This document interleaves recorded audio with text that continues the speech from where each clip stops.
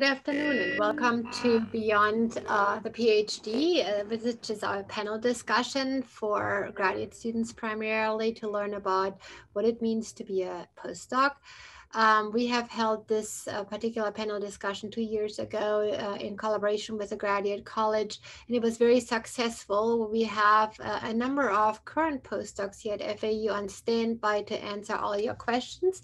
But before we turn it over to them, I'd like to introduce a few guests that we have who want to talk a little bit about their experience and introduce themselves. My name is Karen Scapinato. I'm the Senior Associate Vice President in the Division of Research and also the Director of the Postdoctoral Affairs Office here at FAU. I welcome you, and I'm going to turn it over to Dr. Stackman, who is the Dean of the Graduate College here at FAU, to say a few words. Thank you, Karen, and thanks to Gina for putting together this event. It's really exciting for me. In my role as the Dean of the Graduate College, I routinely field lots of questions from students about what's the next step for me, and I'm often asking them, what is their next step? And so from my own experience, the postdoc was a wonderful experience. Some of you who know me know that I sort of I call it purgatory, but it's that exciting piece between leaving the student world and before you're actually a full-fledged faculty member or real scientist, so to speak. It's an opportunity to really delve deeply into research. And so I often encourage graduate students that are finishing their dissertations to consider that postdoc. And I know that a number of students have often said to me that, well, I'm not really looking forward to an academic research position. I'm going to teach, or I'm going to work in industry. And I will tell you that the postdoc is a great opportunity to get a lot of problem-solving skills and training there. And I've often heard also from students saying, well, I know this one area, I want to do a postdoc in that one area. So let's say my dissertation was in, studying drones and navigation. I want to find a postdoc in drones and navigation. No. This is the opportunity to learn something new. And I would encourage students to think of it that way. And what I think what they'll find is that the learning curve will be much steeper, meaning they will learn this whole new field much greater. And actually that increased training potential is really something that's essential. And so the last thing I'll say is that I don't want people to think of the postdoc as the on-ramp, only the on-ramp to an academic research position, because it really can be the on-ramp to a number of positions, teaching positions, positions in government, positions in industry, and so forth. So thank you again for the opportunity. I really look forward to the presentation and the question and answers. So thank you, Karen, for letting me speak. Sure. Thanks, Bob. And I resonate with what Bob was saying, and we actually just put a grant in to hopefully support postdocs who want to look for what's called alternative careers, because we do recognize that it's not just the academic career that you can be following if you become a postdoc. And in my experience, I was a postdoc for 5 years at the National Institute of Environmental Health Sciences in North Carolina. And that was probably the best time ever, because you don't have the full responsibility yet. You still have an advisor, and but you can basically start looking into kind of like in your own niche and creating your own project area. So from an research standpoint, that was probably the best time. I'm going to now turn it over to our Vice President for Research, Dr. Flynn, who's also going to tell you a little bit about his experience and his thoughts on the postdoc.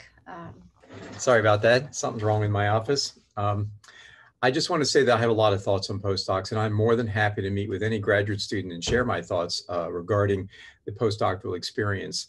I did my postdoc at the University of Virginia, and it was wonderful. We were a lab working in a cutting edge area. I'll say that I think that when you choose a postdoc, you've got to make a very astute business decision. One is you've got to be thinking about the postdoc as a 4 to 5 year training period. And so when you get out, you want to be on the cutting edge, and you want your area to be in demand, either your skill set or your research area. Companies will hire you for your skill set, and universities will hire you because you're in a cutting edge research area that's highly fundable. So make sure that you're moving into an area that is very topical. Bacteriophage, for example, are a really interesting system, very interesting genetics. There's not really any jobs there. So, you want to be a business person and think about where the big challenges are, like, what is the nature of dark matter? How are we going to use CRISPR to treat disease and other, cutting edge areas? Also, I'd say that you really want to go to a university for a postdoc that you might consider as in the top 25 of research universities, because when you leave and you're recruited to another university, you're going to be recruited by another school that will basically say, we want to absorb the strengths that you bring with you from that university. So I don't mean to pick on universities, but if you've got the same project choice from the University of Kansas, which is a great school, or the University of Michigan, which might be even better, you're going to really want to look closely at the university, the status of the university, because it does mean something. And then remember too, this is a business decision, and it's a business decision by the professor. And so you've got to get in there, and you've got to really work hard, and you've got to discover something new, because new discoveries leverage new grants. And so you need to discover new knowledge. And so it really requires hard work and synergizing with your mentor, your faculty member, and remembering that you're doing something to advance his career, but you also need to carve out opportunities for yourself. Don't get into a situation where you have to write a grant in order to pay yourself. Your postdoctoral advisor should have 2 years of salary secured. It's okay to write a grant to get your own salary. That's a real win if you can do that.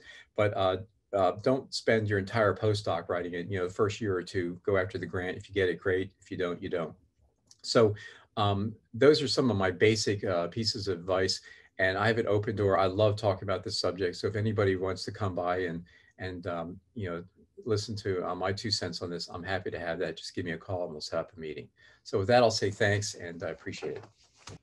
Okay, before we get started, I wanted to spend most of the time with question and answers so you can get all of your questions addressed. But what we have done is we invited a keynote speaker, Dr. Ken Dawson Scully, to really kick us off, if you like. And Dr. Dawson Scully is a very established researcher here at FAU. And he was originally born and educated in Canada and received his Ph.D. from the University of Toronto and came to FAU in 2008. So he's been here a while. He's currently a professor in the Department of Biological Sciences, where he's doing his research. And he's also has an administrative appointment between Florida Atlantic University and the Max Planck Florida Institute that's in Jupiter, where he's Associate Vice President for Strategic Initiatives at FAU. And he also is also head of institutional partnerships at Max Planck. And I know he also owns some patents and, does something with a company, I believe. So I'm going to leave it at that and turn it over to Ken. Thanks, Karen, and hello, everyone. I was lucky enough to be asked to do this a couple years ago, and I'm doing it again. And really, all I'm doing is setting the stage for discussion points for your panel. And I came from an interesting background myself. I'm gonna share my screen and just make sure that works so we don't run into any technological issues. So let's see if that works. Okay, so there's the beginning of the talk. And so let me tell you a bit about myself before I get into the talk. But when I finished my PhD way back in 2003, I decided that academics was not where I wanted to go. And so I actually went into industry and learned the ins and outs of applying for a job and the best ways to do that. And hopefully I'll be able to share some of those things with you today. But after working a year in industry, and I made a good salary, I think it was about $135,000 as my first year of salary, I realized personally that I was missing something. And before then, I was naive enough to think that success for me at that time was money. Making more money would mean more success. And I could tell you that over time, I felt certain things in me die, like the ability to want to formulate questions, to go after things that I was curious about, things that, clearly I was doing as a scientist, like most of you, for many, many years, but not realizing how much I'd missed those things until I wasn't doing them any longer. And so I actually, I remember I had a 1-year-old daughter, a mortgage, I went to my wife and I said, look, I want to go back and do a postdoc. I was only a year out, and that gave me a window to go back, and that's something that we'll talk about.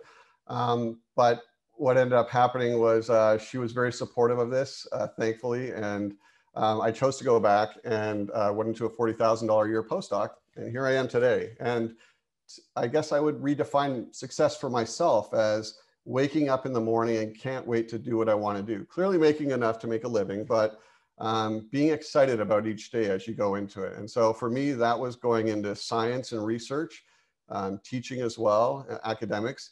And as Dr. Scapinato said, looking at things like forming companies, working with patents. And I think these are things that all of you have the ability to do. So what I wanted to do is just set the stage for you over the next 20 minutes about kind of what the journey is for a postdoc. And I could tell you wholeheartedly that everyone has a separate journey. Everyone has a very different experience. Even what I'm going to talk to you about today was very different from my experience. But what I try to do is kind of culminate what my colleagues and friends kind of went through and the conversations we had and the kind of things that we had to suffer through to be able to do that. So as you can see, there's a cartoon up here. And as, I don't know, many of you know, but maybe maybe a lot of you don't. I think it was 3 weeks ago, we had Postdoc Appreciation Week. And this is something that's done very well at Florida Atlantic University, as well as the Max Planck Florida Institute. And I know at Scripps, they do a good job with that as well. But this is to show you that all the different crazy things postdocs have to do, like the kind of roles they have to fill while they're being a postdoc. Clearly, they're mentors to a number of teams within the lab. They're independent scholars. They have to figure out for themselves what their projects are going to be, try to find that fine line between what their PIs want, their principal investigators want, and what they want, and trying to meet in the middle with those different types of things. And clearly, I think this cartoon does it best. And by the way, most of the cartoons I'm going to be showing you are from PhDcomics.com. And it shows a cog in the middle of these two gears, the big gear being a PI, the other big gear being grad students, and the little postdoc gear being grinded out. And so there are times where you will feel unappreciated, but there are also alternative times where you feel like you're on top of the world. And so clearly, I'm an optimist, and I feel that way mostly. So what I'm going to talk about is the postdoctoral path. And what you'll find is there's many different configurations. I had a colleague of mine who got a Nature paper during his PhD with several other publications during that time, and he went straight into a faculty position. Those are lucky and few, and the golden goose, you rarely ever see that. You'll find people who will go through one postdoc and go into a position. But I find that on average, most people will do 2 postdocs. And as Dr. Flynn pointed out, there's a number of considerations that you'll have to take, and we'll talk about them. But clearly, will this position get me my next job? And that is thought of from a couple different perspectives, and that's to do with reputation, not only of the institution, but of as well the PI. But alternatively, to think about the skill sets you need to become an independent researcher. What's your plan? And then to talk about the next postdoc and then industry. And so that's what I'd like to start off with. Okay. And so one of the key things, and I think it will drive a lot of discussion in this panel, as it did with the panel 2 years ago that I participated in, is how do you pick the proper advisor? This funny cartoon, again, from PhD Comics, shows a baseball card trying to show the stats of what this advisor is all about. And you'll hear stories of scientists, PhD students, you're well cultured, you know all the different labs around the university and the institutions. And so you'll hear about the nightmare lab where the advisor is just crazy. You'll hear about the advisor that never shows up, is never present. You'll hear about the advisor that micromanages their students with a stopwatch and a punch clock. Every type of person that you can imagine is every type of advisor you can imagine. So these are considerations that you have to consider of who you want to work with and what those trade-offs are to be able to work with that person and that team. But the other thing that I would say that's even more pertinent to that is that it's not only a one-way decision. Clearly, you have to be the type of person that the advisor wants to match with as well. So picking your advisor, I think the 2 key components that I just brought up is clearly what is the reputation of that lab and the person as well as the institution. That's a big deal. A lot of academic positions are created off pedigree. Where did they come from? Who did they train with? That is a big component of things, unfortunately, even though you'd like to think it's far more altruistic. But the other piece of it is that clearly, as a postdoctoral fellow, the interface between being a PhD student and being an independent investigator is independence.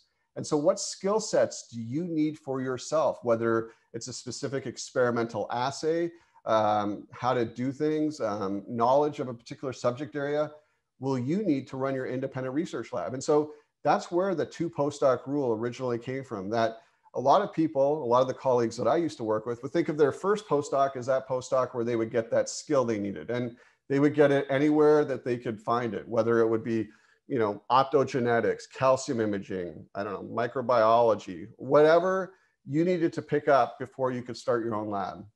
The second postdoc, people would think of as that place where has the reputation, and that would be the reference letter that would hopefully get you that position in that big paper.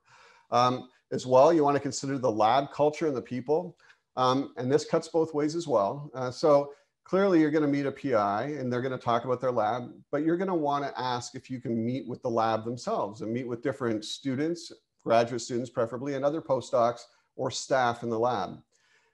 It's really interesting how some of these stories really reveal a lot of things.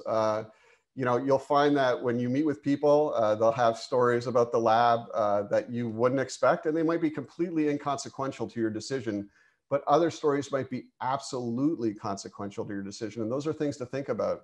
I would also say that it's also important to understand that when you are interviewing with the lab and speaking with these other individuals, you'll find sometimes that the PI insists that you speak to other people in the lab beforehand. I do that myself.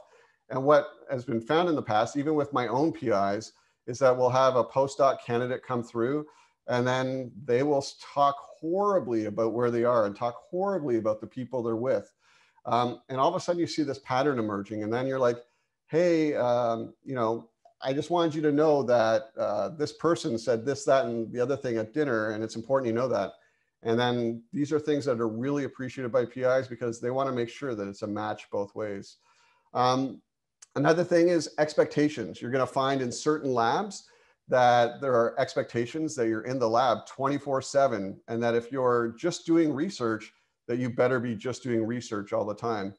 Back in the day, 2003 is when I got my PhD, and there was this great story about this famous lab. And because this is recorded, I'm not going to mention it, but you could Google these things and you could find them pretty quickly. But it was a note from the PI to the whole lab. And it went on to say that if you're not in the lab at least 60 to 80 hours a week, then you should figure out a path out of the lab and leave as quickly as possible. And this got published all around the internet, and it was infamous in the culture of postdocs and grad students. And what's interesting is that that was actually taken out of context. I knew one of the people in that lab, but at the same time, it actually shows you a pattern of expectation for that lab. And so if that's nothing that you could accommodate, then you want to consider other avenues. Clearly, you want to make sure that there's a minimum amount of work you put in, because it requires a lot to be a postdoc. And it's literally at minimum a full-time job. And that's the very minimum. And so one of the things that you're going to find PI is asking you about is what your time commitment is. And you want to make that realistic, but as well make it so it suits their expectations. And you want to match both ways on those expectations. And then where and how do they publish? You could easily look up a lab on pubmed.gov. You could actually go in and type the PI's name and type the institute's name, and it would give you a very accurate depiction of who and what are publishing. We do journal club in my own lab, and one of the tasks when someone reviews a journal is to talk about all the different authors and who they are. And a lot of the time we'll find the first author is a postdoc or a grad student, and they'll try to actually sleuth how long that person's been in the lab, how many papers they have. So say you find a postdoc in the lab and they have one paper in, say, PLOS One or PLOS Genetics, and that was 5 years ago, and they haven't had any other publications since. And you find that a trend in the lab. That's something that you want to really carefully consider, as well as where do the alumni from that lab end up? And those are kind of tough things to figure out, and you really have to have a general knowledge, but I think it's a pertinent question that you can kind of figure out on your own. When you actually interview this for a postdoc, I think it's really critical that you have a plan. That is, that all of those points I brought up on the previous slide, you've already thought of, and you want to make sure that you're able to communicate that very clearly to the PI you're interviewing with. But as well, have a plan so that you're able to get information back that you're going to deliberately ask to speak to other students or deliberately ask to speak to other postdocs. The one thing that I would recommend when you're going through your interview is that to remember that no matter what, in days of the pandemic, clearly you know when you're on because the camera's on and you're speaking to it, or someone's telling me, hey, you're on mute still. I think that's the new saying for 2020. But when you're actually interviewing in person, whether you're in a relaxed environment, having a dinner or a beer, or you're actually giving a chalk talk or a presentation, the interview is always on. You're always being assessed. And I think that's something really important to remember, especially based on the example I gave you last time. And then also clearly you want to match both ways, that the expectations need to be in both directions and match the plan that you have for what you expect out of a postdoc.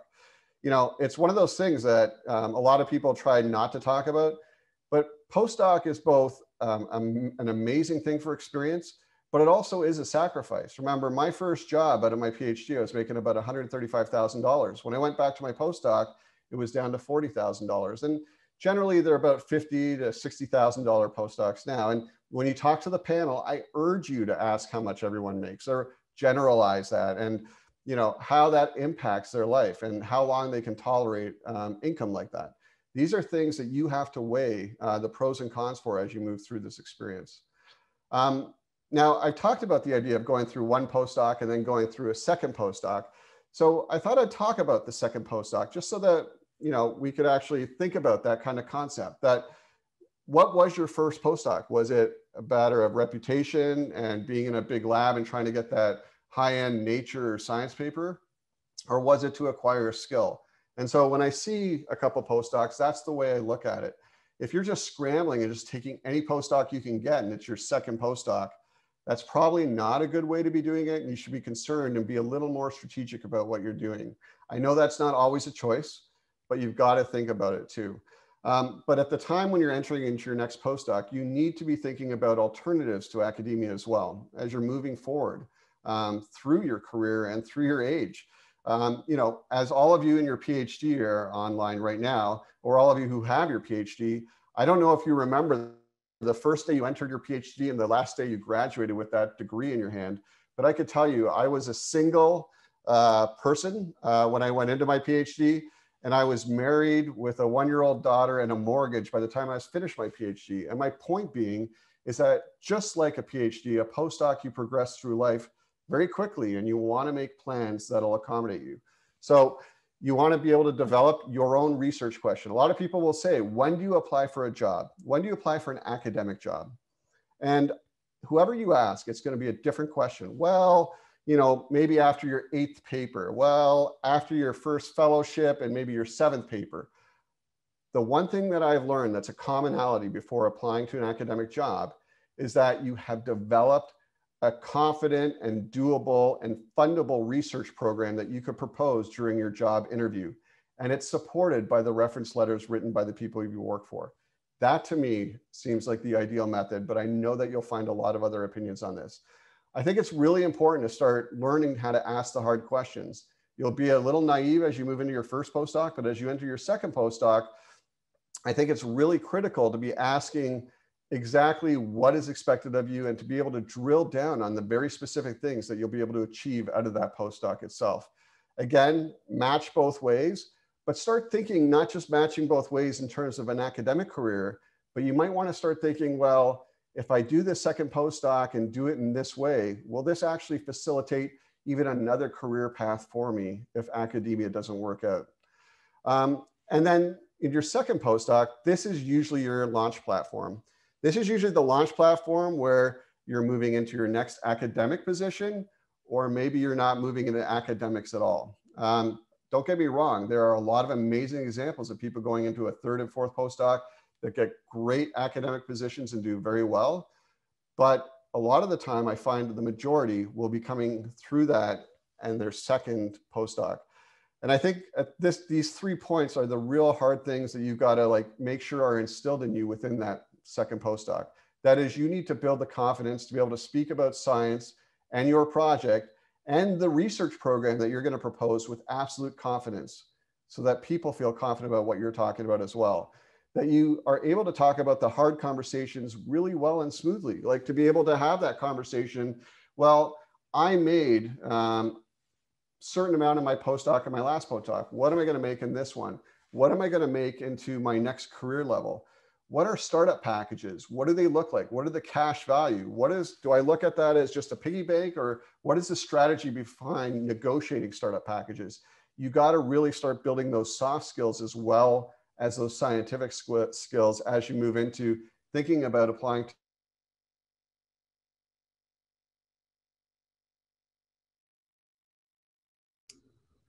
Yep, Ken, we lost you. I don't know if Ken lost the internet or what happened. Oh, there you are. Hey, Karen, I think I just heard you. I think your mute's off. You might want to turn it on. Yes, sorry. We just lost you, Ken. Oh, you lost me. Can you hear me okay? You just froze, but you're back now. Okay. Okay, well, okay, I'll tell you what I said, because I think it was Dan Flynn who did it. I said that all of you have a fantastic mentor, because Dr. Flynn offered to meet with every single one of you about those hard things to talk about. Did you get that part, Karen? Is that good? I didn't know. Okay, excellent. Okay, and my last point is that life is moving on. That, like I said, you're going to have building families. You're going to be moving on in your career, and this is where you have to start thinking about things. And so I guess I put this cartoon up, and this cartoon really depicts what a postdoc life is like. And this is really important. So look in the right panel here. You have a first-year postdoc, you have a third-year postdoc, and you have a fifth-year postdoc. Clearly, you have all these other things, but I will just point to two things. The general demeanor, which for the first-year postdocs, gung-ho. The third-year postdocs, battle-hardened, very experienced, very confident at this point. And the fifth-year postdoc is shell-shocked. And so the reason being is that if you look at their aspirations, where is that? You're going to find that. Oh, here it is. Career aspiration. Tenure track faculty to Ivy League school in your first year postdoc. Your third year postdoc, oh, you know what? This isn't going to work out. I'm going to go work at a biotech company. And the fifth year postdoc, you're like, I don't care what I do. Just get me out of here. I'll be a manager at Radio Shack. And Radio Shack's a store that doesn't exist anymore, but it would be like Best Buy if I could translate it like that. So let's talk a little about that. Let's talk about the timing of things and how to kind of assess what you're going to do next. If it's not going to be a postdoc, or when do you throw in the towel, or when do you think I'm not going to continue doing this? And so one of the things that I wanted to talk about quickly is, what are your qualifications for what other jobs you could do? I wanted to point this out with this slide. And if you look up here, you're looking at a traits of a good comedian in one column and the traits of a good scientist in another column. And when you look at those, you'll actually see that, hey, wait, they actually match up pretty well. And what you'll find as you start exploring ideas of other careers, that the traits you've learned and the skills you've learned, not only as a PhD student, but as well as a postdoc, are quite accommodating to other career paths. And so let's talk about industry for a minute. So one of the things that I would recommend all of you do is look at a website called The Cheeky Scientist. I think it's cheekyscientist.com. And this is about confronting a lot of these issues. They have forums where other PhD students and postdocs speak about what are the skills that are required and how to go through these different things to try to understand these different jobs. And so what careers exist for you as a PhD student or as a postdoc? Clearly, biotech, pharma, yes, you can be on a lab bench, but you could also, if you have good soft skills by then, be in any type of aspect within those companies and be well educated in the science that they're doing. There's science and medical sales. I told you that I left for industry. I actually worked for Olympus Canada in their confocal and microscope division, and that was a sales job. So they needed someone who is knowledgeable about how about using confocal microscopy at a high end, being able to program macros, put the hardware together from scratch, but also have the soft skills to be able to sell that microscope. Where just in my territory alone, we sold like, I think it was over $2.5 million in 3 months and $8 million a year. Consulting, there are so many consulting companies out there. I would urge all of you to look at bcg.com. That means bostonconsultinggroup.com, and go through what a consultant does there. And you'll find very quickly that a lot of the skills and knowledge you have right now would fit with a consulting group. I've known many colleagues who actually finished their PhD and even part of their postdoc, and then went to law school and became a part of patent attorneys or patent lawyers. And they're making so much more money than anyone else I know, especially the ones who are partners. And then lastly, you can become a teacher, work in education, whether it's as an administrator, a facilitator, a coordinator, or as a lecturer, a teacher. All those positions will be open to you. And so I think these are many things that you should consider, number one. And number two, I would actually implore you not only to look at different avenues for applying for jobs, but to look at HR firms, so headhunters as they call them. A lot of people think a headhunter is for people who are executives, who are presidents of companies, presidents of universities even. But there are specific headhunter firms that work for pharmaceutical companies, microscope companies, life science companies that will recruit people just like you. And so they won't know about you unless you approach the headhunter company and then grab an interview with one of the representatives. And then you're put into a database where they will match you. And it's literally their job to match you with other companies. So that'd be something I would consider as well. Okay, and so before I end, I guess I would point this out, and that is life goes on. You know, from the beginning of your PhD to the end of your postdoc, I think life is going to feel pretty similar along the way, in that you don't know what's next, you don't know what's coming, and you don't actually know how to lock in what that next phase of your life is. But the biggest recommendation I can give to you is this, and it's something that I only learned once I started my postdoc after leaving academia for industry, and that is enjoy the journey. Figure out a way that you make every day count, that you love what you're doing every day. And so you're happy doing it. I know people who went into a postdoc and now they're called research associates and became affiliate professors, but they stayed in the same lab as a postdoc. They actually ended up getting their own grants and publishing their own papers. But for them, that was what they wanted to do. And that's what they enjoyed doing every day. Other people acquired their own labs and became their own PIs, like myself and a lot of other people that you'll meet. And then you'll find that other people left academia altogether and went into one of the industry jobs that we talked about. So whatever your path's going to be, make sure that that path is an enjoyable one, because it's a long time and you evolve over that amount of time. So with that, I hope I gave you enough things to start talking with your panelists about. I guarantee you that everything I said resonated with one of them at one given time or another. And I really hope it drives some conversation. So thanks for having me. And it was really nice to meet all of you. Thank you so much, Ken. I can very much resonate with most of what you said, Ken. So with that, I'm going to ask our panelists to introduce themselves. Anand, could you get us started? All right. Hello, everyone. I recently started my postdoc at FAU. I actually have a joint postdoc position. I'm co-mentored by Dr. Dawson Scully, who just talked. He's my mentor. And I'm also mentored by Dr. Rohei Asuda at Max Planck, which is a partner institute. I can start my video now. All right. Hi, everyone. I completed my PhD from Northwestern University in Chicago. So it's a pleasant change coming from a cold, windy city to a city with 12 months of sun. And yeah, I did my PhD in neuroscience, and I'm doing my research here also in the field of neuroscience. And I try to understand the mechanisms of how the connections in the brain change with experience. And I'm excited to be a part of this event. Great, thank you very much. Iris, can you introduce yourself? Yes, I am Iris Segura. I am currently at FAU's Harbor Branch Oceanographic Institution. This is my third postdoc.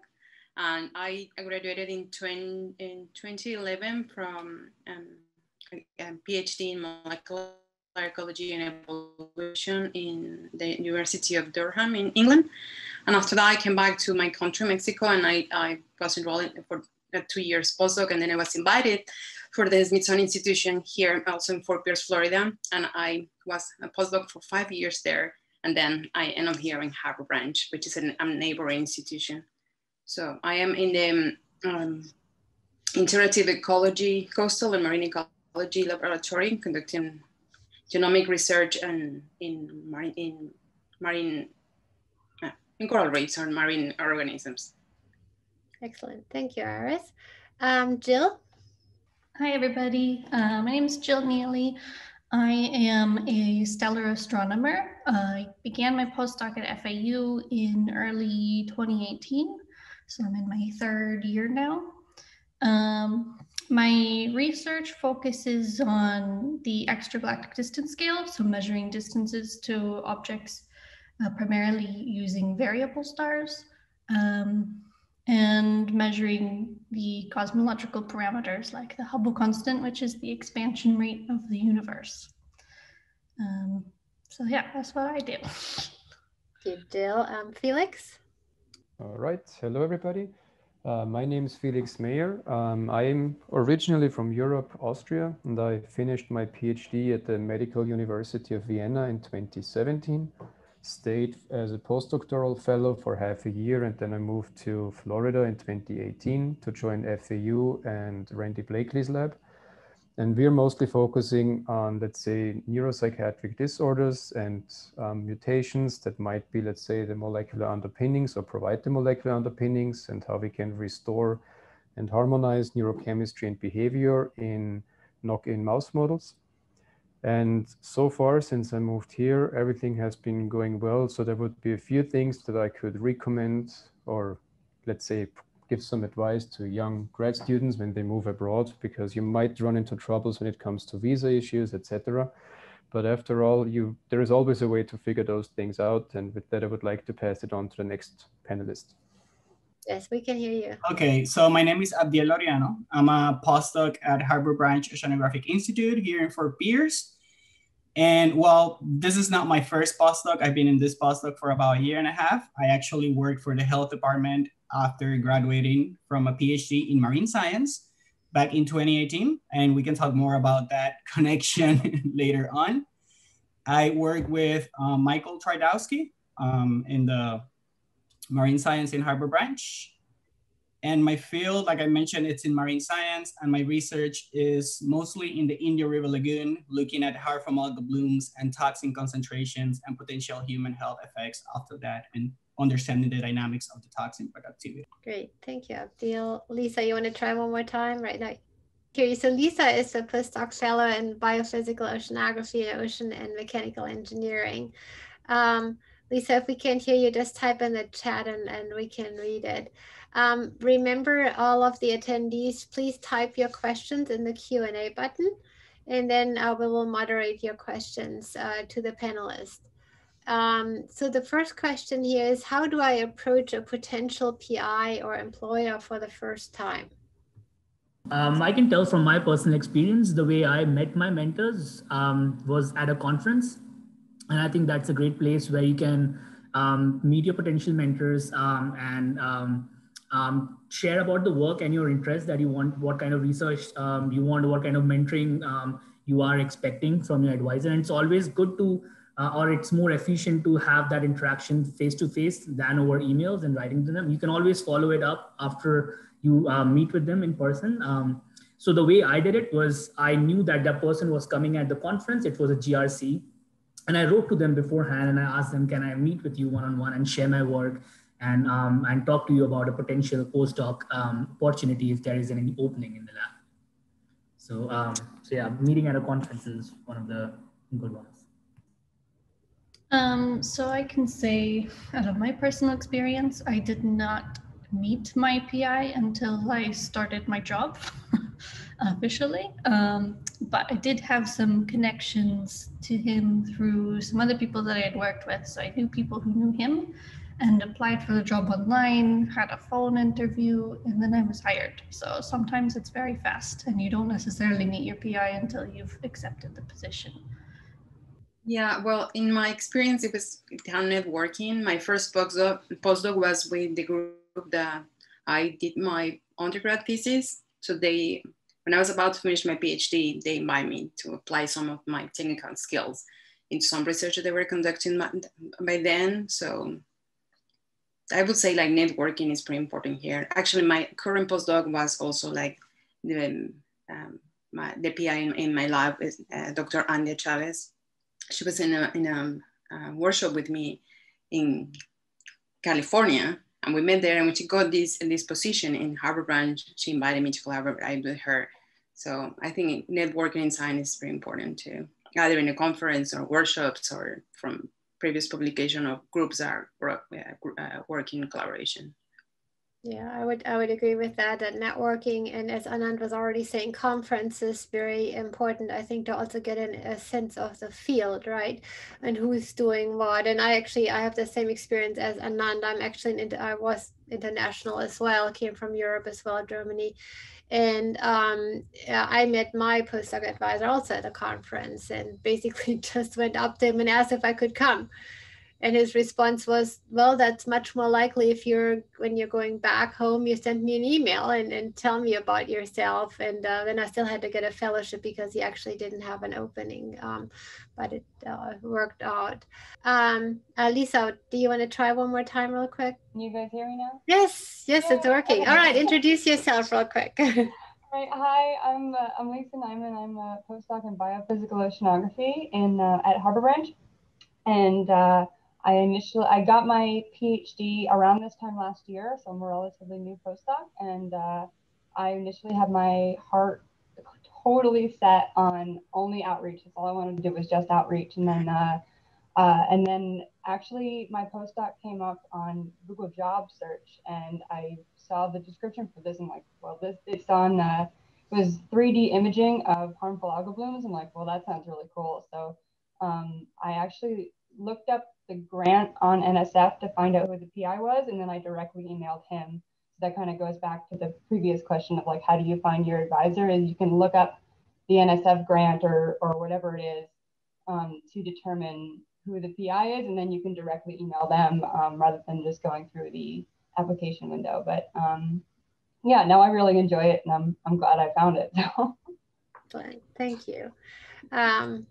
All right. The next question here is, what were your expectations upon entering your postdoc? Were they met, or did they change once you started it? That's a loaded question. Anybody wants to get us started on that?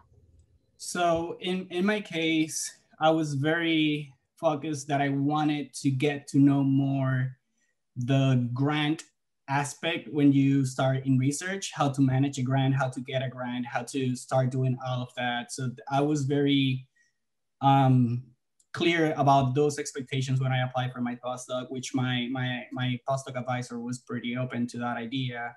So now that I've been a year and a half, the first year is just what you're hired for, like what you're doing, and then applying all of your skill sets and all of that. And now that starting my second year, I've been here for a year and a half, as I mentioned, I was able to write and get a grant. So I'm leading that part, still a postdoc, but those were part of most of my expectations. And then the other part of my expectation is being able to teach. Many of us who want to go into academia want to teach, and we've had many professors in our lives, and we've seen many people teaching many different ways. So I kind of wanted to train myself to be able to be a good educator prior to entering into that academic setting. So they're sort of like, yeah, met a little bit all the expectations, still getting there, but working through all of that. So when I started my postdoc, my main expectation was that it was going to be very similar to graduate school. So doing the same research and just more of the same. What's different is that I didn't realize how much more project management skills I would have to learn. So while I was in my PhD program, I was sort of working on one project all of the time. But now I have several different projects ongoing at the same time, and learning how to manage working on each of them while still getting something done. Well, I can talk for the experience in my postdoc. So one of the skills that they want me to implement was like implement the technique of stable isotopes there to address some ecological questions in reef organisms. And there was there is no knowledge in that lab about stable isotopes. So I was spoiled, really, really spoiled. Everything I wanted, they buy it for me. Like we buy everything, all the equipment that we needed for that. So they just make my life very easy to do that. And they continue building up into that technique and conduct more research, and they have several papers after mine on these. It was a really great experience for me. Great, thank you. Okay, the next question is somewhat complex in a sense, as the individual is asking about the notion that it's often recommended that as a postdoc, you should go into a field that's somewhat different from what you've done as a graduate student. Yet when you look at the ads that are out there for postdocs, they typically ask for very specific skills, right, and experiences. And so the question here is, how does the applicant reconcile these realities without already having a professional connect? You already mentioned that networking can be very important and very powerful in finding your postdoc. And I can tell you from my experience, I would say, if I might start us off, that it's not so much that you should automatically look for a different topic and a different subject to go into. I think what the postdoc really allows you to do, that's really the last chance. If you're going in an academic career, it's almost your last chance to kind of pivot your interest and go into a direction that you really truly want to go in yourself, not because it's part of a graduate program, not even because it's part of a postdoc position, but it's something that you yourself see yourself doing for pretty much the rest of your life, right, that you're going to focus on. And the postdoc really affords you a nice opportunity to pivot into that direction and learn the skills and get the experience that's needed for that particular topic. But let us hear from you panelists, please. So what, how do you reconcile, and have you reconciled these realities where the ads are asking, some of you have said you found your position through an ad, require very specific skills that may not actually align with where you would want to go? Oh, sorry, Anna. I think that's kind of, in a way, that shows how good the PI is. Like, if he or she can recognize that your skills transfer from one science to another science, if you are switching, like I switched, and if he or she can recognize that shows that it's a good PI and someone you want to work for. So if you are going into a lab and they're saying you don't have all of these exact same skills, therefore you're not eligible for this position, then to me that would be a red flag on the PI a little bit. Yeah, I think I agree with both your points. I think it's not just that you are looking for learning a completely new skill set. It's more like you're building on what you have learned during your PhD, and you're trying to, develop a research, especially if you want to go into academia, you want to develop a research programs where you can use multiple skill sets to actually address or answer that question, right? And so you are just building upon what you have learned. You are now an expert of a particular skill set, and then now you build upon that. So the PI should recognize that, okay, he knows this, and we can use him for this, and we can also train him for this new skill set that he wants to learn. It is possible that his lab may not be having the skill set that's required, but it is, if he's open for collaborations and things like that, that's in the overarching goal of the lab, if it's fitting in that and he's open for collaborations, I think that's also pretty good. But yeah, I think appreciating or recognizing that you have a skill set that can be useful for the lab, and you want to learn something new is always a positive sign when you look for a postdoc lab. Yeah, I'd also just say to not be too intimidated by the skills that are listed on an ad, because generally when a PI is writing an ad, they list every possible skill that they could possibly want in a postdoc. They don't really expect you to meet all of them. Nobody is going to be the perfect person. So if you think you cover some of them, or you think you still would be a good fit, you should still apply. The worst they can say is they won't give you an interview if they don't think you're a good fit. And then it's your job when you do interview to convince them that the skills that you don't have, you could learn, or you have other skills that transfer to that ability. I actually agree with that, Jill. And I'm on the other side for the most part now, right? Where we're more on the hiring side, and the ads are definitely written in a way that it's your your perfect person, basically, right? But also I've been on the applicant side multiple times now. I've held several different positions, and you always look at ads, and you never ever, no matter whether it's a postdoc or your next, step in your career, and you never ever will make all of those recommendations or those qualifications that are in the ad, just because you're kind of like your ideal candidate, right? But as Dr. Dawson Scully said earlier in his presentation, it's kind of up to you then to sell yourself, first through a cover letter or something like that, and your CV, and then if you get an interview, then you have to sell yourself in the interview, and then you kind of learn more and more. And also you do your research, right? And that's what you need to do. You do your research of the institution that you're applying to and the individual that you're choosing as an advisor. The next question is really not so much for our panel, I think, because it is related to the pandemic. So the question here is, has the pandemic reduced the demand for postdocs, and if there ever was a great demand? So there are nationwide data that show that actually the demand for postdocs has gone down during the pandemic. In part, that is due, I believe, due to hiring freezes. Actually, right now, at least we're here at FAU, and most of people in our state, at least, are on a hiring freeze. So we cannot hire anybody right now, or just on an emergency situation. So right now, yes, we're in a holding pattern.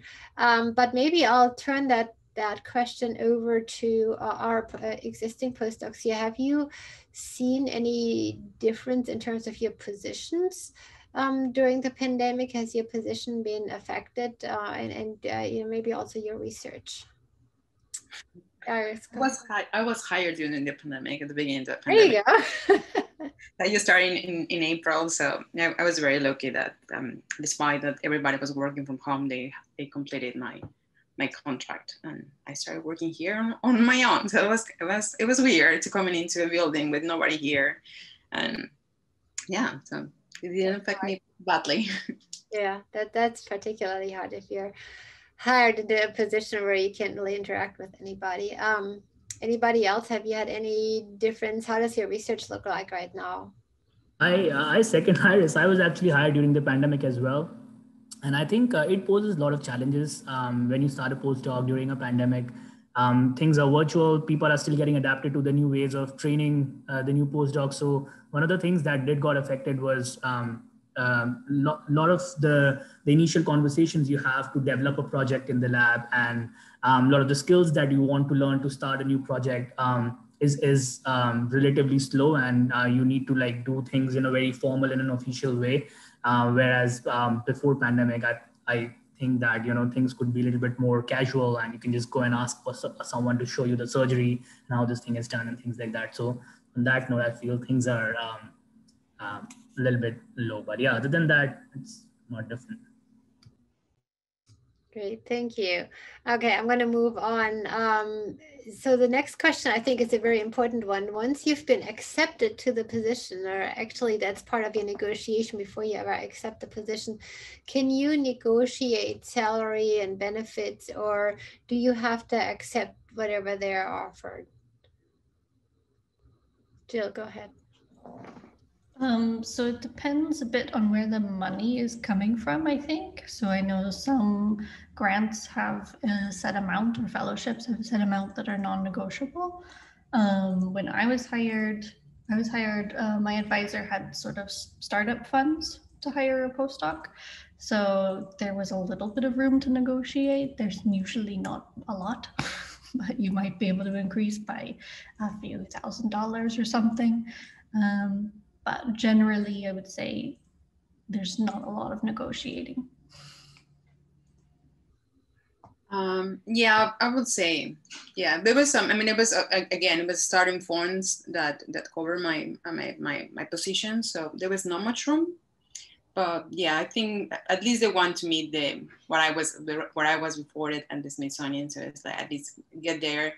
And I was very fortunate that in FAU, they also cover your health insurance, but in my previous position, it's out of your pocket. So that was a good thing here. So it was a little bit like, we are not sure, but yeah, they do. And yeah, so definitely there was room for negotiation.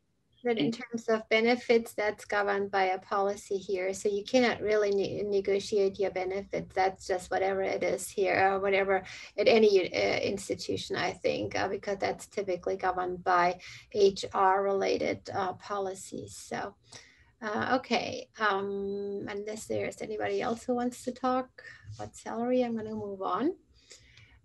Did you go directly from your PhD into your postdoc, or did you take some time off between the two? Do you think it matters if you take time off? Abdil? I think it's gonna be it's gonna depend on what you want to do. My experience, I graduated back in 2018. As I mentioned, I ended up working for the government for 1 year. And not necessarily because I didn't want to go into the postdoc directly. I mean, life happens that, like it was mentioned in the presentation that we just saw. I had family to take care of. I had a house that I needed to taken care of. So I needed to work. So I had the opportunity to work for the government. And while it wasn't necessarily what I wanted to do, you learn a lot. You can learn new skills that maybe you didn't learn when you were doing your PhD, because when we're doing your PhD, you're really focused on what you're working on for whatever many years it takes you to be able to finish that. And when you work for the government, you see a completely different aspect of that. But that's my personal experience. I'm not telling you go work for the government or don't take a break. I did take a break after my government job before starting my postdoc. It was a few weeks, still a good break, still a good chance to kind of like help the transition going from one job to the other one. So it might be good to also take a few weeks off to help you with the transition of being a student to actually becoming a postdoc and then starting a new job and all the different responsibilities that comes from. Good point. Lisa? In between, so I got my PhD in October of last year, and then I started in January. So I took that time off, and I was a little burnt out with my PhD. So I just wanted to travel, and I visited all my friends that I hadn't seen in years, and all my family I haven't seen in a long time. And I just took like basically a big chunk of time and just lived it up and traveled a little bit. And then by the time I came back for my postdoc, I was refreshed and I was excited about my science, and it was, I mean, I do not regret it one bit. Like, it was great. Great. For those of you, and some of our panelists are international as well, I had to take off a few months, like just because I had to wait for immigration. And if you're coming from a foreign country and want to enter the U.S., as all of you will know, you need a visa, and that can take an undetermined amount of time for you to get that visa.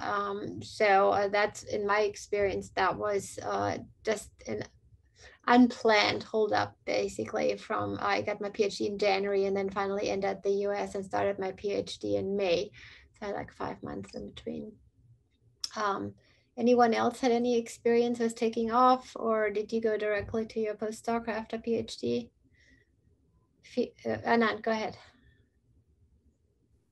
I actually started my postdoc right after my PhD, and I plan to take time off 3 to 4 months after I'm done with, after I'm done setting up things, after I've started like some research, I took off after that. I think one thing to really take note here is that there are a lot of fellowships and grants that you will be applying that will have some time restrictions. So you have to apply 1 year up within your completion of your PhD, or 2 years within your completion of PhD, and things like that. So if you are planning to apply for some grants like that, you should think about that time frame as well when you are taking off versus when you're starting your postdoc. Sometimes it's not in your hands, like Dr. Scapinato have mentioned, but you can still plan things around that. Yeah.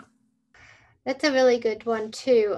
When you're interested in working in someone's lab, and often we look for a potential advisor rather than whether there's an open position. So if there's no vacancy in the lab of my wannabe advisor, is it okay to approach them via email? And what is the best way to initiate that communication? Have either one of you done that, or did you all apply to ads? For this current postdoc position, I did apply through an ad, which is a little bit different because they do have the opening. But in the process of applying for jobs, closing to finish my PhD, there's this thing that they call like a cover email or something like that, which is similar to a cover letter. That there are examples online and all of that. That it's basically an email where you contact this person, asking whether they have an opening and sort of like start that conversation of what's going on. They might know of someone who does something very similar. They might be able to, be in the process of applying for a new grant that may or may not have that money for you. Like there are many things, like the least you can do is always ask. I tell people always ask. There's nothing wrong with asking or just requesting more information. I think it's very, very important because you start the conversation. Once that conversation is started, you never know what can happen afterwards. Yes, always ask. You never know. Otherwise, you're never ever going to get it. Always ask. What's the worst thing that can happen? You won't have the postdoc, and you're not going to be any worse off than before. So absolutely always ask. Lisa, you wanted to mention something as well? I had almost an identical answer to Abdiel. You just kind of got to send emails. Like I had like something I had typed up that listed everything, and I had it ready to go, and I would just send it to, I would find a lab I wanted to work for and then send them an email. Sometimes they would respond, and sometimes they would send me job postings from another university of someone they knew. And sometimes they would say, hey, come on in or go for a Skype interview or whatever. And so it was a range of responses, but it can't hurt to send out the email. Yeah, and in my, as I mentioned it earlier, in my experience, my postdoc advisor I met at a conference, and like on the spur of a moment, basically, it wasn't even planned, went up to him and asked if I could come as a postdoc, and he didn't have a position either. So I actually had to find my own money, and I got a fellowship for 2 years from Germany to come here to the US, and I actually had to defend why I wanted to come to the US and not stay in Germany. And I had to go for an interview, I remember, where I actually had to also not just defend why I wanted to come to the US, but also why I wanted to come to that specific advisor and not somebody else in the area. But, it can be done. There are a number of fellowships out there that you could apply for if your advisor, your chosen advisor, doesn't have currently the money on his or her own grants. Okay, the next question is for Ken. Ken, are you still on there? Yes, Ken is still there. All right, Ken. Question.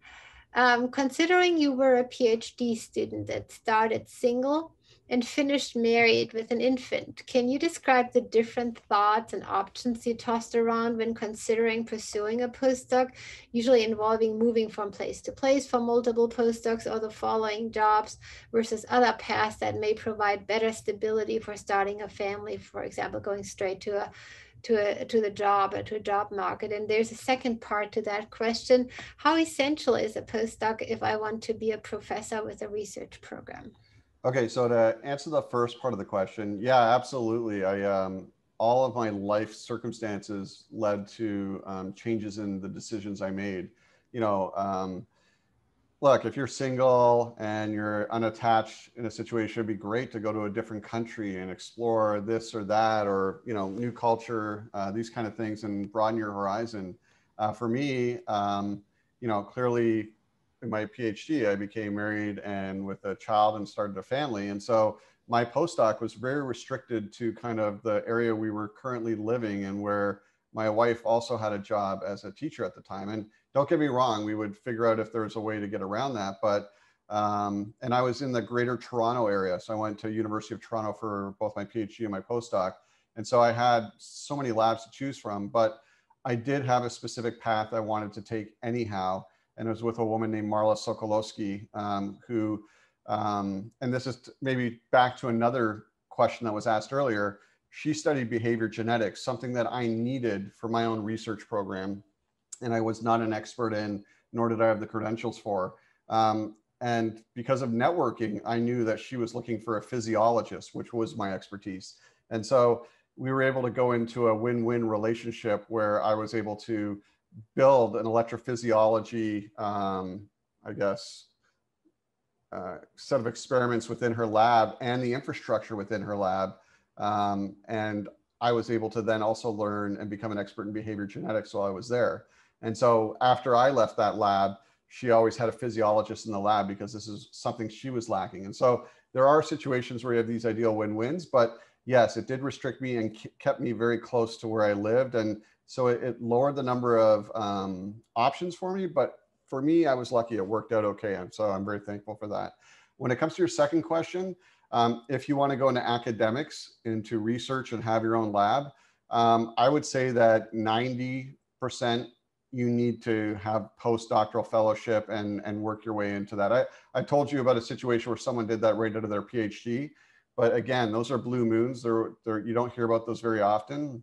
And I've also heard of people who would go into industry. And so that's something that we haven't really talked about, but we're talking about postdocs and everyone on this panel is a postdoc from a university, but there are lots of postdocs who go into companies. So GlaxoSmithKline, Eli Lilly, there'll be postdoc positions within those companies. And at that point, they could come back from the company and then go into academia. But I think a postdoc is almost essential, if not critical, to you getting that independent lab research position. And just to frame that for you, why, when someone comes into a lab, not only is their salary being secured by the university, but a startup package between $500,000 to $1 million is being secured. Space that is invaluable to that institution is being secured. And so that's one thing I would bring up right away, is that it's such a huge investment that they need to see this track record of excellent research and independence. Bob, you came on. Did you want to add something to that? Yeah, I did want to add. So Ken makes a really good point about this win-win relationship with his postdoc advisor. And I did want to highlight the comment I made earlier about training potential. And when you are looking for that postdoc, it's important you have your skill set that you're developed as a graduate student. And I think it's almost natural that we would seek out a postdoc that takes advantage of our unique skill set, right? However, that limits your training potential. And why this becomes really important is, for example, if you're interested in writing an F-32 NIH grant, one of the key characteristics of those applications is, by reviewers, they often will say, this looks great, but is there training potential? And so they're going to dig deep and look at what you did as a graduate student and then what you're doing as a postdoc. And if it's too close, that means that there's a limit to how much more training you can get, right? So Ken's example of bringing his electrophysiological skills to Marla's lab is interesting because that allowed him to do something that she wanted, but then certainly allowed him to get a lot of training in behavior, something that he needed. So you don't want to be pigeonholed into your postdoc and staying in that comfort zone. You want to figure out a way that your postdoc advisor could perhaps take advantage of your skills, but that you could certainly take advantage of their skills, because that's really the important piece that you want out of this arrangement. Very good point, Bob. And coming back to the married and moving and all of that, I did get married during my PhD as well. And then basically my then husband it wasn't done with his studies yet. That was in Germany. So I came over as a postdoc by myself. And long story short, that didn't end very well. I got divorced. I married again, but you know, that is a very tricky decision to make. Now I didn't get divorced because I moved for a year or so by myself here to the US, and then my then husband followed actually. That wasn't the reason for getting divorced, but it is a hard decision to make because I did leave my husband behind in Germany and came to a foreign country by myself with 2 suitcases and not knowing where I'm going to stay. I didn't actually have a place to live. I had my postdoc position. That's all I had. So that's interesting. Okay, moving on. Can you talk a little about the application process? How long should cover letters and personal statements be for postdocs? And besides describing what you bring to the table and how the program will benefit you, are there specific things that the application review will look for? So my application, to be honest, was not in written form. So I got into contact with my employer at conferences. So I met him at multiple international conferences, and what I can recommend at this point to any grad student, it pays off staying longer. So especially when you have a reception at a bar or something, the later it gets, the atmosphere becomes more relaxed, and also PIs sometimes become more willing to talk to young people. So it really pays off when you stay at those receptions. So my application in that sense was not in any written form. We just talked about it. And in the end, he just required me to send him a non-formal letter that just stated that I, Felix Mayer, am applying for a job in the laboratory of Randy Blakely, and that was pretty much it. I can't extrapolate this to any other applications, but I assume since PIs are typically very busy, don't hit them with too many words. The shorter, the better. So at least this is also one recommendation I got from people working in industry. They are not keen on reading long and wordy letters. So they typically spend on at least, so my brother who works in the management of BMW, whenever he looks at applications, he says he spends an average of 5 seconds of looking at an application. So you want them to capture the most important keywords within a few seconds, because normally they just open it, look at it, and then put it back on another staple and take a look at the next one. So keep it as short as possible. And what really helps, and what I've found for basically all my colleagues, the one thing that really pays off is getting FaceTime at conferences. So don't only hang around with the same group of people, try to meet PIs, try to kind of give them a face to the name, because then this will definitely boost your application. But that's pretty much all that I would have to say at this point. Excellent. Very good points. Excuse me. Very good points, Felix. Yeah, for short, I would agree with, because really nobody has time these days to read, and especially if you have a vast stack of applications. Let's say you put an ad out and you get God knows how many applications.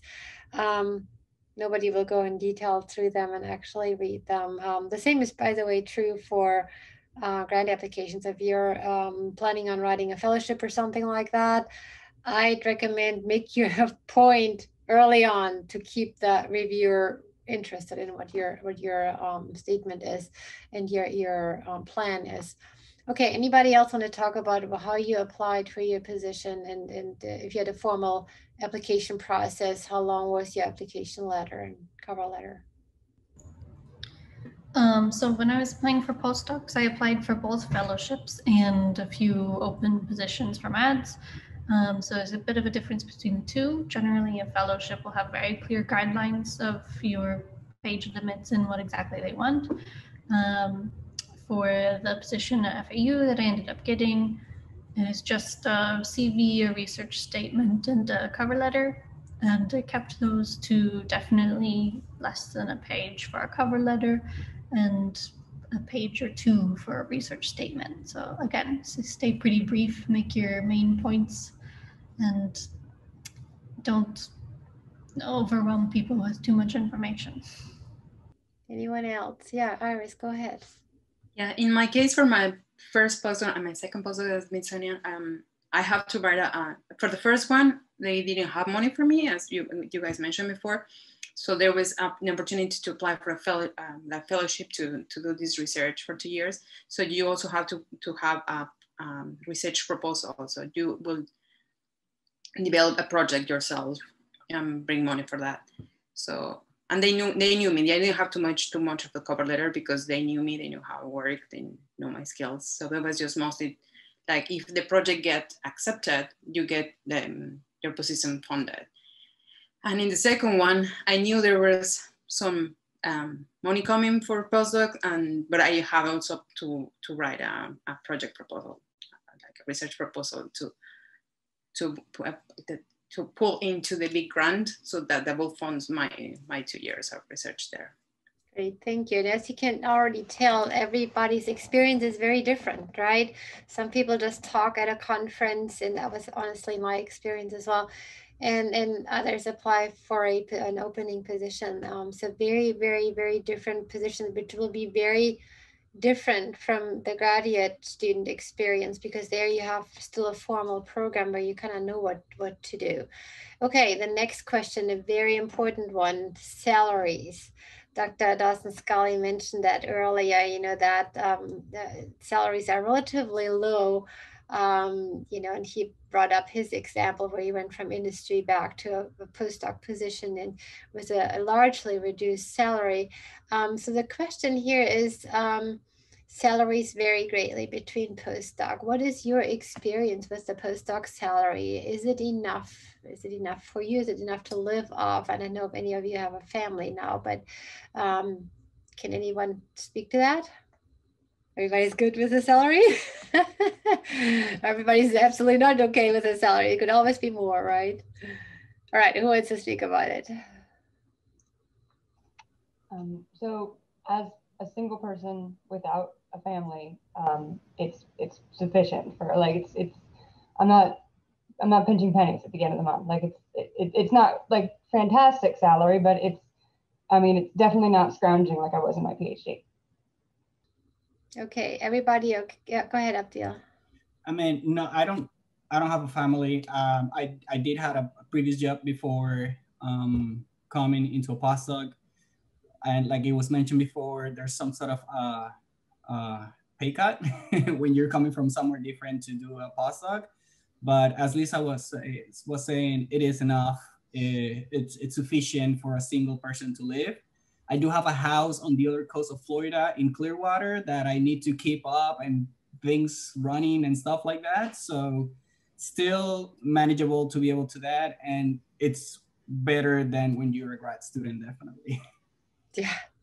Well, and I think that's the main difference, right? If you're going straight from graduate student to postdoc and then potentially whatever your job will be, academic career or something else, I don't think you feel it so much as if you're actually doing what Abdil did and what Ken did, where you do go and do another job where your salary is probably better, and then you go back to your postdoc, right?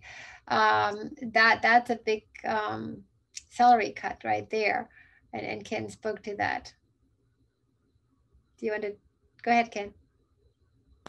So I was also going to say that, as Dr. Scapinato mentioned, I got pretty heavily into patents and trying to fold out a couple companies while here at FAU, unsuccessfully so far, but hopefully that'll happen. But that being said, I actually got involved in that very early as a postdoc. My PI was going after certain grants that PIs can't be the PI on, they can't be the primary investigator on. And so, for example, in the United States, we have NIH and NSF grants for small business grants, SBIR. And these can bring in large amounts of money into a lab to do primary research to try to either continue developing a patentable material or process and then fold out a company. But a professor or a research group leader can't be the PI on that grant because it's a requirement that 51% of their salary is paid out of the grant. And so when I started this process with my first company, I actually had my postdoc become the PI on the grant. And then, we didn't get the grant and she moved on. But the point being is that there are other opportunities like that where all of a sudden you can really get paid very differently than a typical postdoc and really set things up differently for yourself. I've also heard of other postdocs, and I'm not recommending this by any means. So, a lot of your time has to be spent in the lab. And I think there's a question coming about time spent in the lab, but there are people who supplement their income doing other things as well. And so that's also something to consider. Abdil mentioned that he has a house on the other coast or whatever. There's people who get into investments or properties or whatever and are able to leverage themselves in that way and become, they have this EQ as well as their IQ to be able to broaden their financial perspectives. And so these are all possibilities as well. Though a lot of people are going to be consumed just by the science that they're doing, there are some other roads that you can think about and other opportunities, that there's not always a single way to lock it in. Very good point. And that gets us to the next question. And Ken also mentioned that in his presentation, that that varies very much from advisor to advisor. But the question is, what is the average number of hours that postdocs are expected to work each week? Do you feel like the expectation is higher or lower from the PhD program? And Ken mentioned there could be some that expect you in the lab 24/7, and there can be some that are absolutely reasonable. What is your experience with your current postdocs? So what is the expectation from your advisor and the number of hours that they're expecting you to work? Yeah, well, I think in all my postdocs, it's been like free will. Like it's not like you have to like 40 hours minimum. So it's mostly on you, and good for my advisors or my PIs. I am a workaholic, so I make a lot of hours in the lab just because I want to get the work done. But I've never feel like I have to be there 24/7 or do 90 hours. And then it's not expected, or I do anyway. So, but that's my experience. Great, thanks. Like Aries was saying, there's no like saying that you have to be here 24/7, and there has been conversation, but at the end of the day, it's more related to what you want to do and what it's your end goal and what you want to be able to achieve and how you want to be or how you want to achieve it. We all have our research. We know our end goal, and we know how much time it takes us to get there. But it's really, really important that you take care of yourself and your health and everything else prior to spending so many hours in the lab. But if you like being in the lab, we all love what we do. We all love spending time in the lab or looking in front of a computer, doing data analysis of all of that. So it's up to you how much time you spend. However, if you get said that, that's a different story. If there are some other expectations from your PI, but in my case, it's more of a free will. Like you do your work and we get the outcome that we need, whether it's a paper, whether it's a new grant, whether it's whatever we're looking forward to get, but it just make sure you take care of yourself first and foremost. And I think you made some good points there, Abdil. I think the postdoc is a bit different from the PhD program because all of a sudden you're more working towards your own interests. You're more working on something that potentially will become your own project or part of your own project as you're moving in your careers. Definitely if you're planning on going into an academic career where you have to build your own research program. And so the self-motivation, I believe, is a little higher when you're in a postdoc as opposed to a PhD program where you just want to get your PhD. So as a postdoc, you know, whatever your output is, basically that will be yours for the most part. You still have an advisor, but you're starting to build up your own CV that way, more so than during the PhD program, I think. But then, you know, I have a neighboring lab when I was postdoc actually had a now Nobel laureate. He pitched his postdocs against each other. So the mandate there was that whoever gets the results first will be on the paper and the other person will not be named. So it was a very, let's say, unfriendly environment. But we had several of the postdocs were leaving because they absolutely felt it was a terrible environment to work in, especially if you don't get any recognition. You work really hard, somebody beats you to it, and you don't get any recognition for God knows how long you've been working on it, right? So that can happen as well. Hopefully it won't, but there are examples of that. So, okay. This is a really good question as well, and some of our current postdocs are actually approaching us in our postdoc office with that. Do any of you get to teach? I think Abdil, I want to say may have mentioned, one of you has mentioned it earlier. Do any of you get to teach as a postdoc, or do you only do research? Yeah, in my first postdoc, it was in the marine station of a university, so I took place in some of the classes of my PI. But I was not like, we tried to build like a class for, to build like a different class, but nobody signed in for that. So we didn't get to teach that. And then I don't have any teaching experience, sadly, and it's not required for my next postdocs where, my current and my previous one, we were not teaching. Ken, go ahead.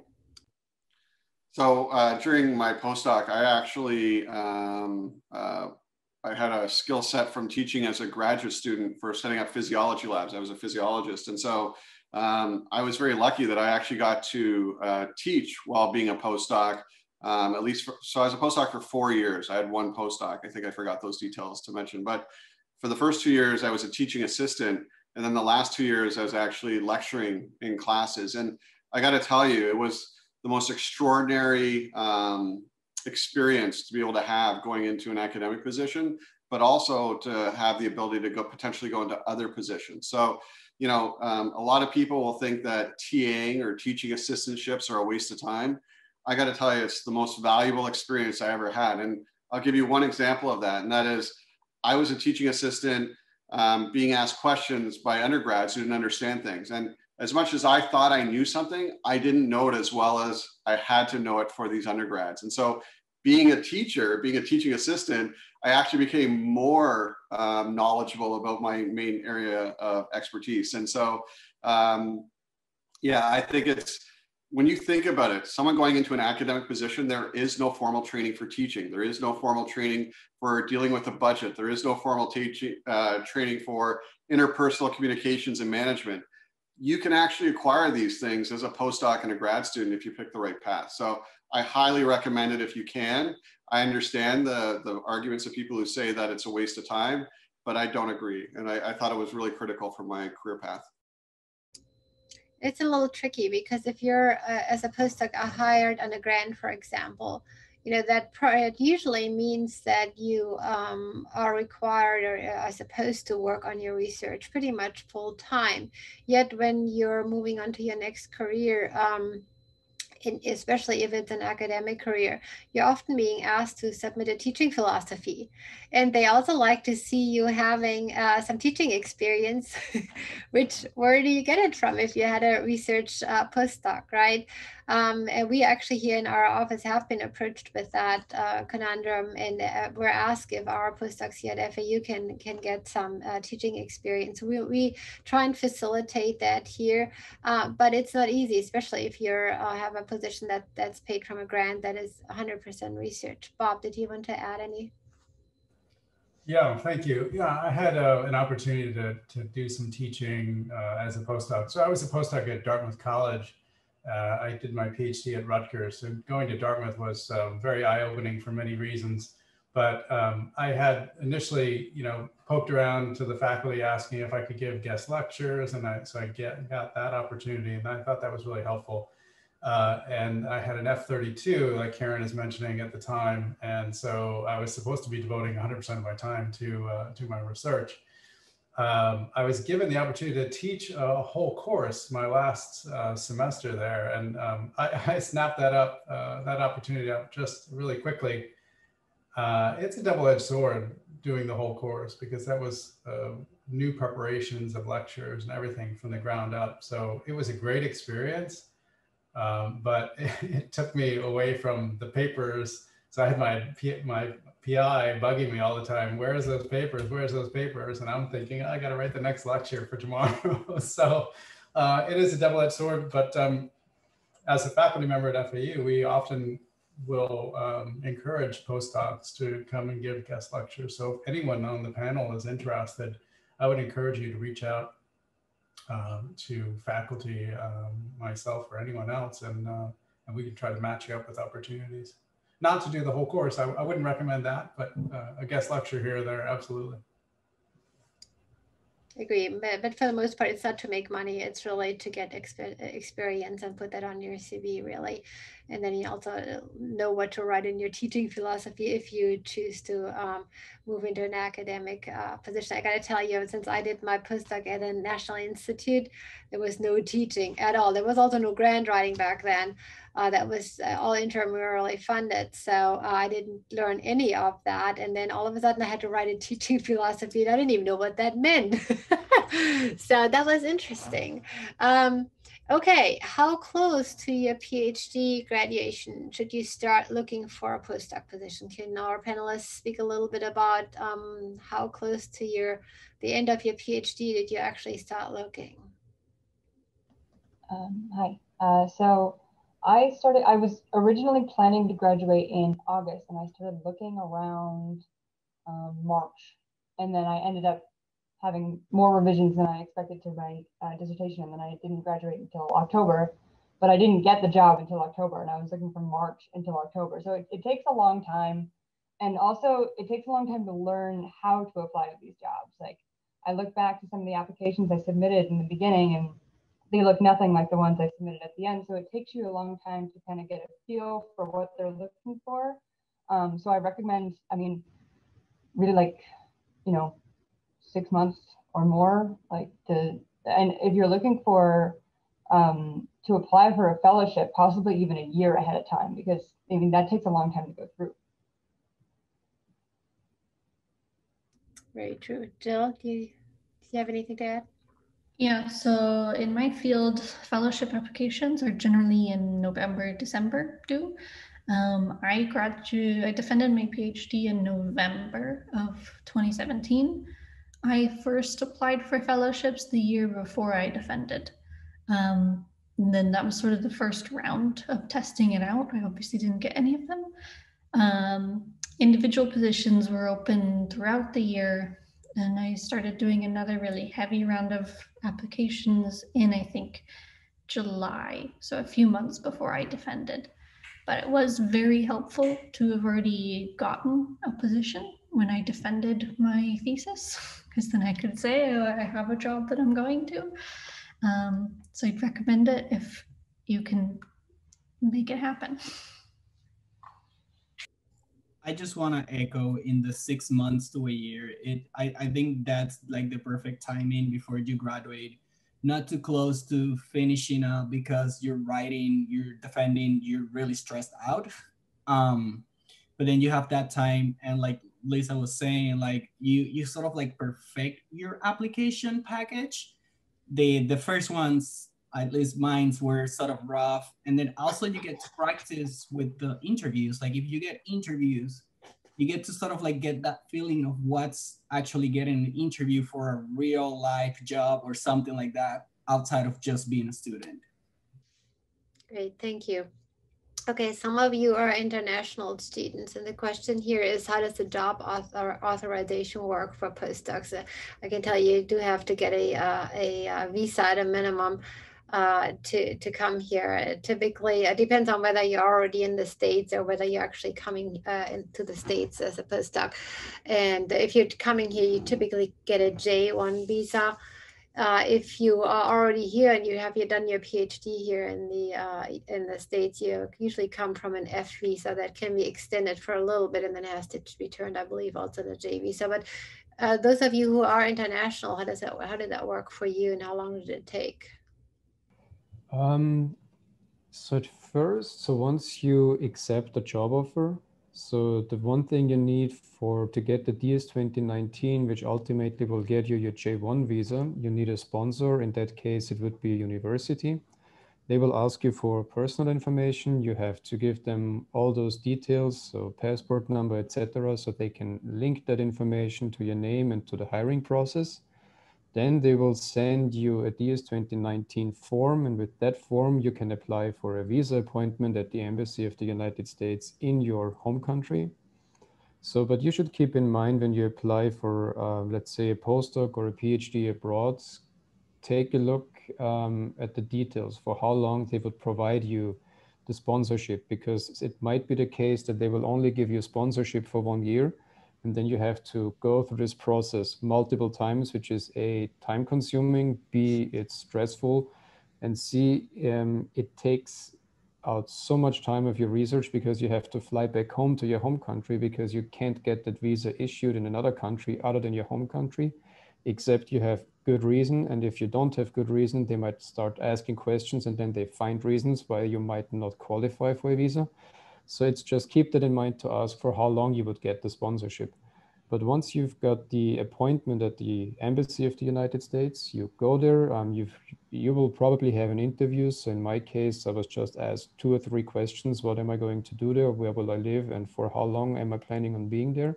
And then they will, so that the chances are pretty high that they will just approve your visa status, and then you will give them your passport, and after 2 days you will get it back, and then you're pretty much good to go. And it depends on the sponsorship again, but once your visa stamp in your passport, this is the one that allows you to leave the country and come back. If this one expires, it doesn't mean that you have to leave the country, because your legal status is linked to the DS 2019. This one can be prolonged multiple times by your sponsor, up to 4 years, I think, or 5 years. But the big thing is, whenever you want to leave the country, especially for conferences, you have to make sure that that you have a valid visa stamp in your passport. So this is the one that you get at the embassy. So there are the two things that you should keep in mind when you move abroad, that there are let's say the papers that allow you to stay in the country, and that you have the piece of paper in your passport that allows you to leave the country and come back multiple times. Yeah, I can second that. That was the most annoying thing. Each time I went to my home country, I had to go to the embassy, which was not anywhere close to where I was visiting, and try and get an appointment with the embassy there to get my visa renewed. Anyone else from a different country who came here? Iris, go ahead. Well, I'm from Mexico, so for my second postdoc in the Smithsonian Marine Station, it was the same process as Felix explained. Like when you accept it, they send you the form that you need in the embassy. And yeah, exactly what he describes happened to me. My position was offered for 2 years, but it was based on funding. So my first funding security was only for 6 months. So in 6 months after I was here and I went through all the stress and traveling to a different city for my visa, have to go back to my country, and then travel to the other city and do your lines, then go to the stressful thing, come back, and with that you have to renew all the legal paper that you have here, like your license. So every time you renew your visa, you have to renew your license and be legal again. So I have to go through that for that postdoc, and I think I went like 6 times. And during the 5 times of my PhD postdoc position at Smithsonian, like at least 6 times to go back to the whole process of that. And also, as Felix mentioned, like there is only 5. They only renew that for 5 years, but also your country might state some conditions. And in Mexico have this condition, like after you have to come back to the country for 2 years before like changing your immigration status. So to take this my current position at Harbor Branch, I have to change my legal status here, and it took that like almost a year. So and of course I had to pay lawyers, and so even though I had the position offer here like last year, I just started like this year because I had to go through all the process, like apply for a waiver in my country, so like I don't have to come back for 2 years and then come back. Also during my last postdoc, I got married. So well, I got married last year, but yeah, so I met someone, so we finally got married. So that also helped me to solve that. But yeah, we didn't know about, when I did know about the 2 years, but I didn't know how long it takes. So yeah, look at the details, as Felix said, because it took a year basically to get me back into an immigration status and be eligible for a position. So that's a big process. Thank you, Iris. It's coming back to the application process. So the question here is twofold. The first part is whether your PI or your PhD committee helped you in securing your postdoc. And the second part is there anything you would have done differently, knowing what you know now? Anyone want to take that?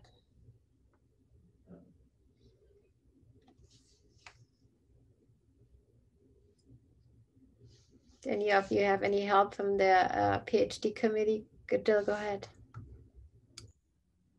Yeah, so my PhD advisor was very helpful in helping me find a postdoc position.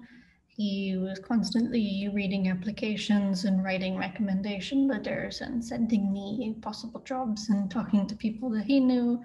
But that depends on your PhD advisor. I know some others who are not very helpful, but I had a good PhD advisor that helped me a lot.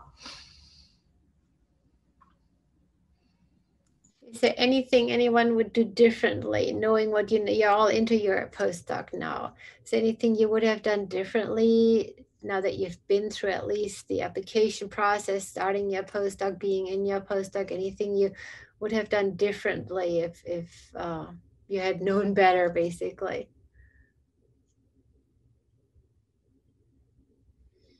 They're all happy. Go ahead, Lisa.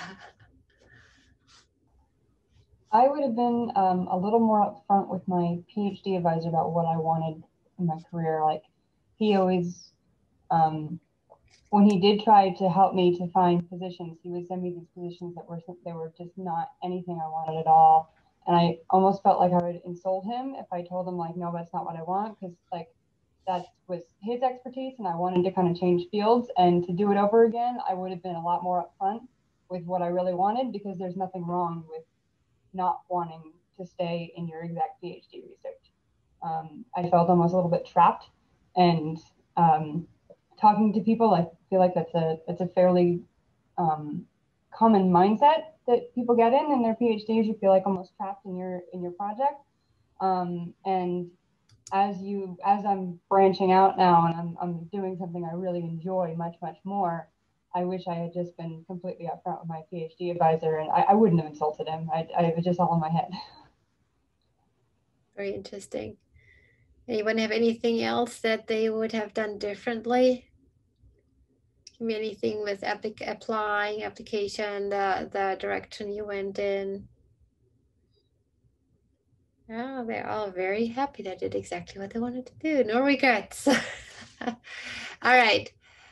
We kind of already answered this question. When is it too, or what is too early to start applying for a postdoc? Is 12 months too soon? And we kind of said 6 to 12 months is probably a good time. It depends on whether you have to apply for a fellowship or not. So it might be a good time frame to go ahead and apply. Okay, have any of you applied for an industry job? And you may not, Ken may be actually the best one to answer this, or maybe Abdul who worked for the government. But how does that compare to postdoc jobs? And then we already mentioned that they're probably higher paid, but what's the overall work experience like? What's the difference between an academic position and an industry position?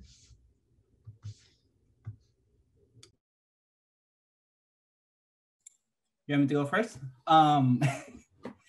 So for me, it was directly with the government. So there's definitely a difference between working with the government and then going outside to the industry or the private sector. In terms of the application process, yes, you still get like that cover letter interview and all of that. I was transferring my skills from my PhD. So I did my PhD in water quality and public health, basically doing a lot of statistical analysis.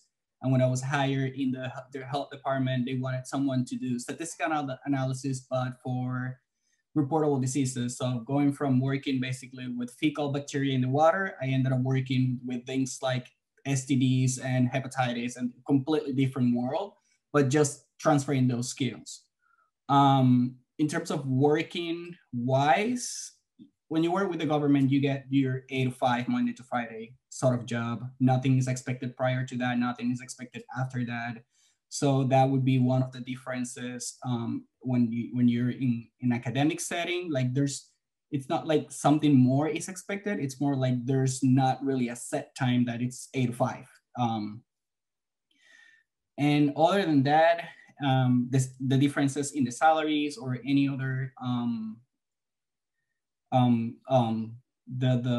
the how things are processed. Like when you're in a postdoc, you have a little bit more of autonomy in terms of what you want to do and approach the research. When you're in this government setting, it's more set and more specific of the things that are going to be expected of you or that you have to do. There's not that much flexibility. Ken, do you want to? Sure, yeah. So, everything I'm about to say, just remember I left that industry. And so it was not fulfilling enough, but I'll do a very good job of selling it to you right now as well. And that is, when I first started looking for a job, I found it very difficult to apply for or to get responses from individuals when I applied for jobs with cover letters and resumes. I got very few interviews. I was always told I was overqualified. These are serious hurdles for someone who's not going to go on the lab bench for an industry position. That being said, I actually met an individual who told me about headhunters, and hence why I'm telling you. And so I actually worked with 4 different headhunter firms, and one of them was really great. They make money when they match you with a company, so they did a lot of mentoring. And so what I mean by mentoring is I had to go for several interviews just with the headhunter before I even got presented to a company. And they taught me a number of really important things. One is, as someone who came from a PhD, they're like, well, what skills do you have from industry? I'm like, I don't know, I can do experiments. They're like, well, we have these sales jobs. Tell me what you know about sales. I'm like, I don't know. And he's like, well, that's not true. What about when you had to present your proposal for your thesis? I'm like, well, yeah, I had to do that. And they said, well, was that great? I'm like, probably not. And they said, but you sold it, didn't you? I said, yes, I did. And the point being is that I learned very quickly that I had skills in communication and presentation, being able to make amazing slides. I had skills in being able to sell things that were very unsellable. That's insulting my own science. But the point being is that you really learn a bunch of soft skills without even realizing it. So I was very lucky in that sense that I was told these things. So that's number one. Number two, I was matched with a company, and my first impression was, ooh, sales, yuck, right? And it was with a company called Carson, which was Olympus Canada. They were the distributor there at the time. And the salary for the job was $40,000 base salary with a 1.5% on the commission. And I thought, you know what, this is too risky. I don't want to do this kind of job. This is crazy. What that meant was, without me even lifting a finger for the business that was drummed up by the previous territory manager, that was my salary. That was $135,000. I had drummed up enough business by the time I left my job that the next year I'd be paid $242,000. And so my point being is that you are so naive when you go into these situations. And I guess my biggest piece of advice would be to make sure that you talk to other people in the industry. One of the things I learned about after the fact that I didn't know at the time was that you could literally find someone on LinkedIn or call them up, or a friend of a friend or some sort of connection, and say, hey, can I meet with you to talk to you about the ins and outs of this particular industry or this scenario? I think that's an extraordinary way to be able to find out the particulars of industry and being able to get into it. And then you're far more equipped to deal with those kind of interviews when you do that. So I hope that answers the question. Was there another part to that question that I completely missed, Karen? I think I'm feeling there is, but that's pretty much it. And I would actually resonate with what Ken was saying in terms of do your research, right? And it's so much, honestly, so much easier than when I'm old. So when I was in your position, the internet had just started, quite frankly. So there was not really as much information on it as there is now. There was no social media. So now it's so much easier to find information and do your research online and at your fingertips, right? So do your research and find out more about wherever you're interested in going. Okay, we are out of time, and I know we have some more questions. So we're going to send those questions around to our panelists and have them answer those offline. We will post the answers on our website, but please feel free to also send us additional questions at postdocaffairs@fau.edu if you have additional questions, and we'll be happy to address those. And our office, our postdoc office here is always very happy to help anybody who needs information or wants support with anything. So with that, thank you very much to our panelists, to Ken, Bob.